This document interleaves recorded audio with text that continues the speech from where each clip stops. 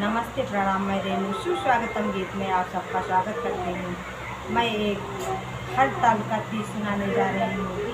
अच्छा लगे तो कमेंट करके जरूर बताइएगा। लाइक शेयर सब्सक्राइब करना मत भूलिएगा। आइए सुनते हैं हर ताली का तीज गीत।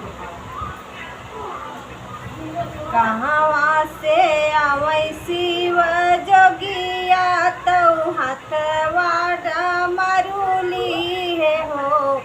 साखी कहवा से आवै गौरा मैया तौ हाथवा सिंघोराली है हो। साखी कहवा से आवै गौरा मैया तौ हथवा सिंदूरली है हो। काशी से आवै शिव जोगिया तौ हथवा डमरुली है हो। साखी विंध्याचल से आवै गौरा मैया तौ हथवा सिंदूरली हो। साखी विंध्याचल से आवै गौरा मैया तौ हथवा सिंदूरली हो। केथा से चढ़ी आवै शिव जोगिया तौ हथवा डमरुली हो। साखी केथा से चढ़ी आवै गौरा मैया तौ हथवा में सिंदूरली हो। साखी केथा चढ़ी आवै गौरा मैया तौ हथवा में सिंदूरली हो। नंदी चढ़ी आवै शिव जोगिया तौ हथवा में डमरुली हो। साखी डोली चढ़ी आवै गौरा मैया तौ हथवा सिंदूरली हो।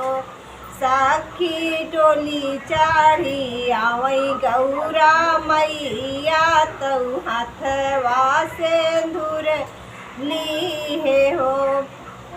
कहवा बैठबै शिव जोगिया तौ हथवा डमरुली हो।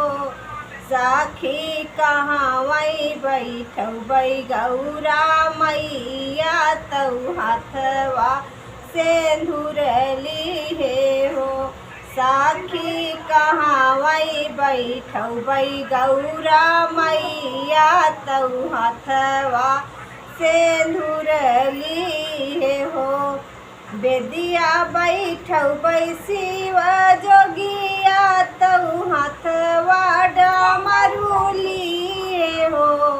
साखी बेदिया बैठबै गौरा मैया तौ हथवा सिंदूरली हो। साखी बेदिया बैठबै गौरा मैया तौ हथवा सिंदूरली हो। काऊ खवबै शिव जोगिया तौ हथवा डमरुली हो। साखी काऊ खियबै गौरा मैया तौ हथवा सिंदूरली हो। साखी काऊ खियबै गौरा मैया तौ हथवा सिंदूरली हो।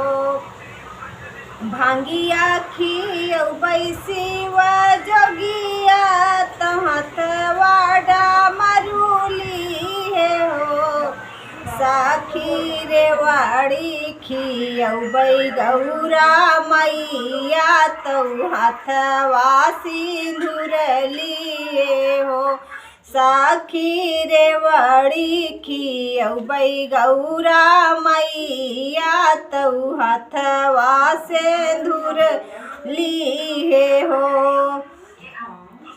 कवन बर मांगब शिव जोगिया से तौ हथवा डमरुली हो।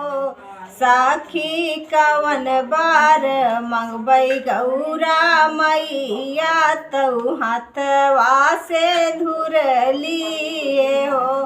साखी कवन बार मंगबई गौरा मैया तऊ हाथवा से धुरलिए हो।